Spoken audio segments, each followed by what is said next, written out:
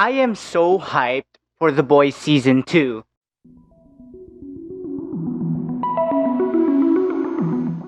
Hey guys, this is Hans Lim for Banner Media. Today we're talking about The Boys.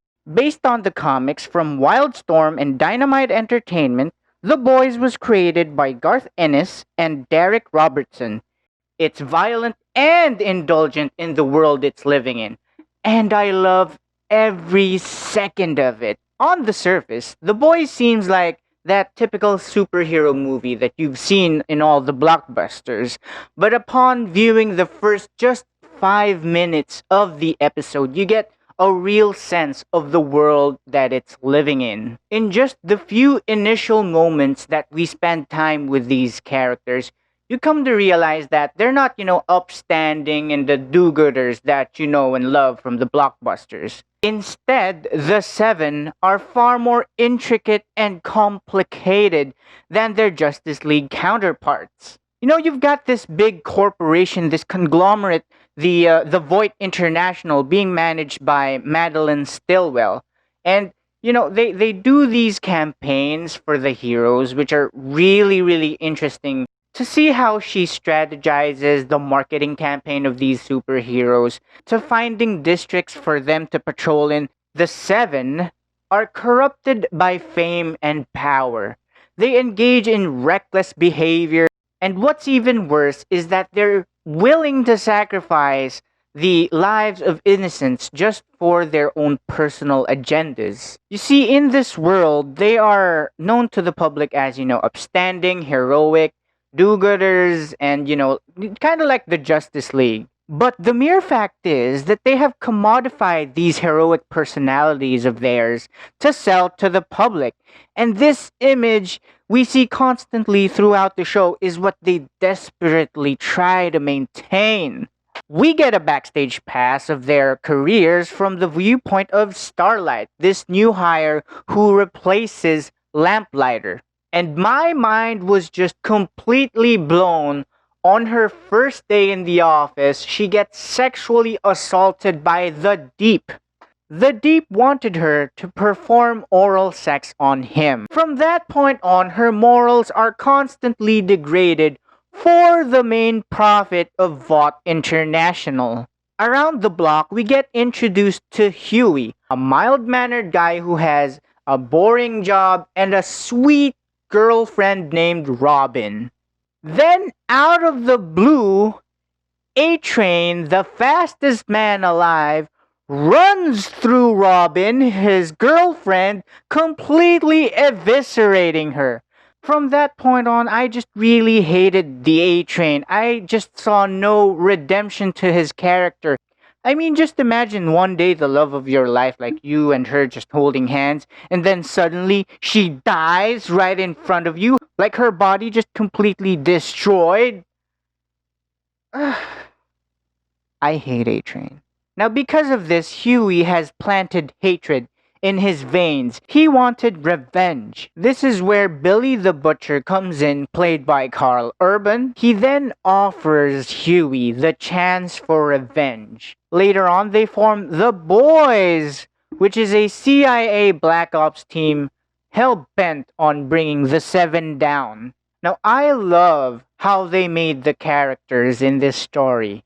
One of the biggest hypocrites of them all has to be Homelander. He's supposed to be the analog of Superman, the all-American upstanding scout.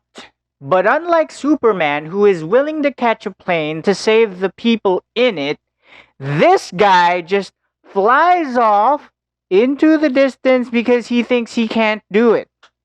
He doesn't even try.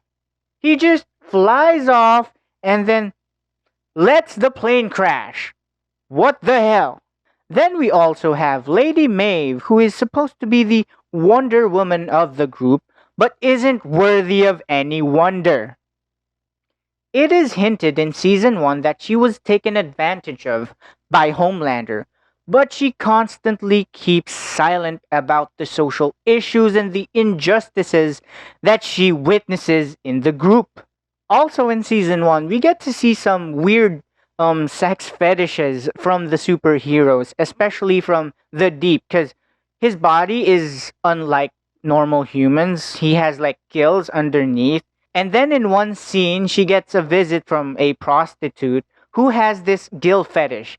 And this girl puts her hand inside the gills of the Deep, which is really like, I cannot comprehend. Season 1 of The Boys had a lot of twists and turns, and I was really begging for more answers to the questions that they had and how it all ended. And this left me with the hunger of watching Season 2 right away. Let's talk about some of the clips that Amazon has released for Season 2.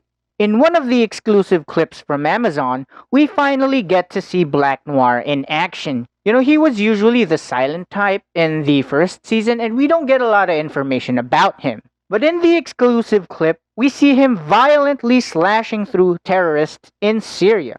He then confronts the Burning Man from the last season.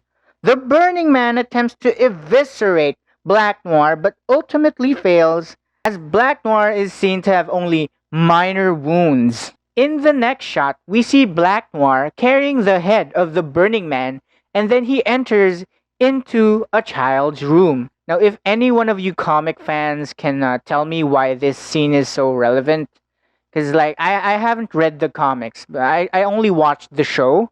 So is Black Noir a pedophile? While this is all happening, we have the CEO of Vought International himself, Stan Edgar, played by Giancarlo Esposito. He discusses the terms of the contract with the Department of the Defense, and to be honest, I am so excited for him in this role. I first met him in Better Call Saul, and Better Call Saul is one of my most favorite TV series of all time. And I actually have merch for that, you know. I bought this Better Call Saul shirt. See that? See that? See that? It's so cool, right? It's so cool, right? It's so cool. Oh my. See that shirt? He was one of the mob leaders in Better Call Saul, and he was always so intimidating. And I know that he's in Breaking Bad, but I haven't finished Breaking Bad yet. My first introduction to the Breaking Bad series is Better Call Saul, so I mean, I'm sorry. If you want me to review it, comment down below. In the second trailer of Season 2, we see the boys make a run for their lives as the police and the military search for them. We also see the replacement of Translucent, which is Stormfront. Stormfront uses social media to advance her personal agendas, and she threatens Homelander's leadership. And that's the part I'm really hyped about. That tension between Stormfront and Homelander, you know? This new leader for the Seven, are they gonna make her the new leader of the Seven? I mean, I don't know. I just hope Stormfront punches the living hell out of Homelander. Just give me that scene and I will be very satisfied. I really like The Boys, and I'm really interested in seeing the world again. While Netflix has Umbrella Academy, Amazon has The Boys, and The Boys is way better than Umbrella Academy. I mean, sorry, but I had to say it. I just really love the realistic portrayal of the world they're in. I love the idea that they commodified these superheroes and that they're making marketing strategies for them. I hope Huey and Starlight's relationship prospers in the second season. I hope we get to see more of Kimiko in action. I hope Lady Maeve finally breaks out of the Seven and joins Starlight for some kind of reason. I just really hope. I'm really excited. Anyway, guys, this is Hans Lim for Banner Media. Like this video if you like it. Comment down below if you want me to review anything else. And yeah. See you next time, guys.